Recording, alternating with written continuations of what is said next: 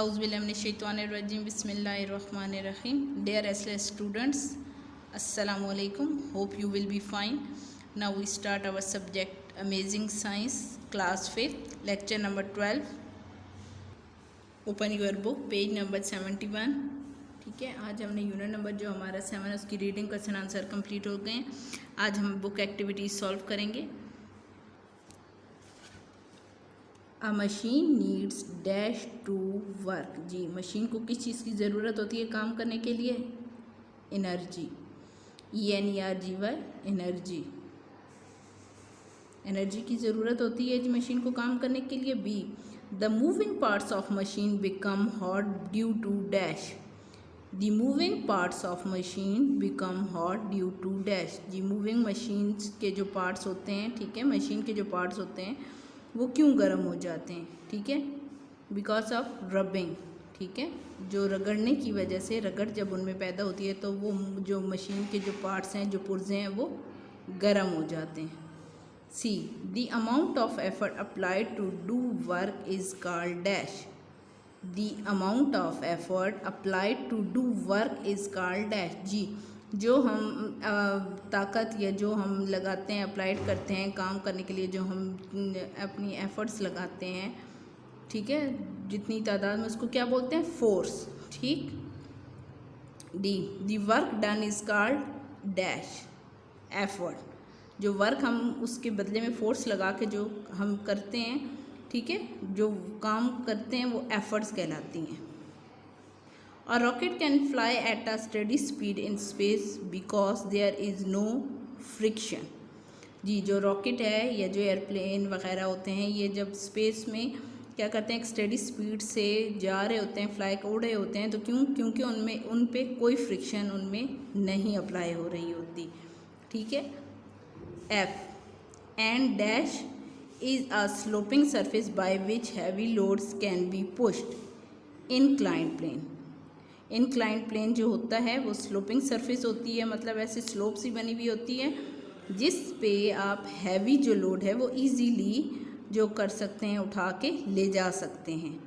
ठीक है। Question number 3 is, if something has no force acting on it all. अगर किसी भी चीज़ पर कोई फोर्स एक्ट नहीं कर रही हो, ये न्यूटन का जो हमारा फर्स्ट लॉ जिसके मुतालिक हमने पढ़ा था, what happens to if it is a still. मतलब फिर क्या होगा अगर चीज़ रुकी हुई है? ए ऑप्शन है स्टिल, बी मूविंग अगर चल रही है, और क्या? ठीक है, अगर कोई भी फोर्स किसी चीज़ पे एक्ट नहीं कर रही, ठीक, तो अगर ए ऑप्शन है अगर कोई चीज़ चल रही है तो क्या उसके साथ क्या होगा, और बी ए अगर स्टिल वो रुकी हुई है तो उसके साथ क्या होगा, और बी अगर मूव कर रही है, चल रही है, तो उसके साथ क्या होगा? या बुक पे ही लाइंस लगा के यहाँ पे आंसर आप राइट कर सकते। It will keep still, A option था। अगर उस पर कोई भी फोर्स एक्ट नहीं कर रही तो कोई चीज़ रुकी हुई है तो क्या होगा? इट विल कीप स्टिल, तो वो क्या रहेगी? कीप स्टिल ही रहेगी, मतलब रुकी हुई रहेगी। बी ऑप्शन है मूविंग, अगर वो चल रही है तो क्या होगा? It will continue moving at a steady speed. It will continue moving at a steady speed, और अगर वो चल रही है तो अपनी जो स्पीड है उससे वो चलती रहेगी।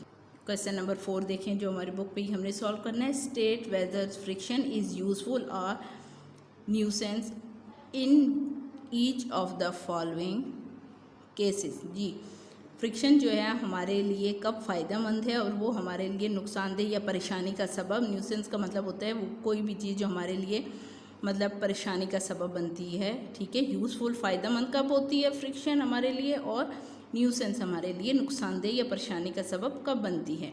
ए है a car tyres on the road. जी, जब कार्स के जो टायर्स होते हैं वो रोड पे होते हैं तो क्या होता है, वो हमारे लिए यूज़फुल होगी या न्यूसेंस होगी? जी, तो वो यूज़फुल होगी। क्यों? जब अगर कार की और रोड के दरमियान अगर फ्रिक्शन नहीं होगी तो क्या होगा कि कार के स्लिप होने का डर होगा, और उसके बाद क्या होगा कि कार जो है वो मतलब आउट ऑफ कंट्रोल हो जाएगी, और हमारे लिए क्या होगी? अगर यूज़फुल होगी फ्रिक्शन। ठीक है ना।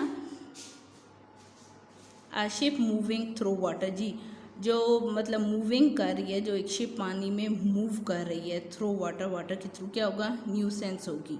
अगर उसमें फ्रिक्शन आ जाएगी है, ठीक है, तो क्या होगा कि वो मतलब न्यूसेंस हमारे लिए परेशानी का बायस बन गया। अभी उसमें फ्रिक्शन नहीं होती तो वो इजीली पानी के अंदर क्या करती है, मूव कर रही है, ठीक। और अगर उसमें फ्रिक्शन आ जाएगी तो वो न्यूसेंस हो जाएगी। मीन्स हमारे लिए फ्रिक्शन यहाँ पे पानी के अंदर शिप में अगर उस जगह पे फ्रिक्शन होगी तो हमारे लिए न्यूसेंस परेशानी का सबब बनेगी।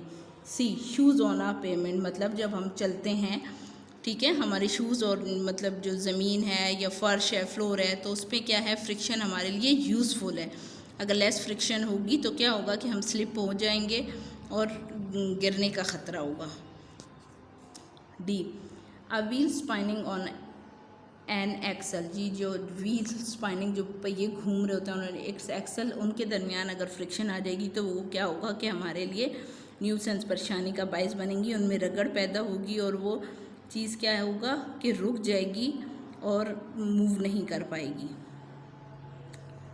ई देखें, a sky diver falling through the air, जो स्काई डिवर्स होते हैं, ठीक है, वो क्या होगा कि अगर मतलब जो फ्रिक्शन है उनके लिए वो क्या है, यूज़फुल है। क्यों, मतलब वो एक अपनी स्टेडी स्पीड से ज़मीन की तरफ आ रहे हैं, अगर फ्रिक्शन नहीं होगी तो क्या होगा कि उनके लिए वो चीज़ नुकसानदेह होगी। लेकिन स्काई डिवर्स के लिए फ्रिक्शन जो यहाँ पे क्या है, यूज़फुल है, फ़ायदेमंद है, ठीक है।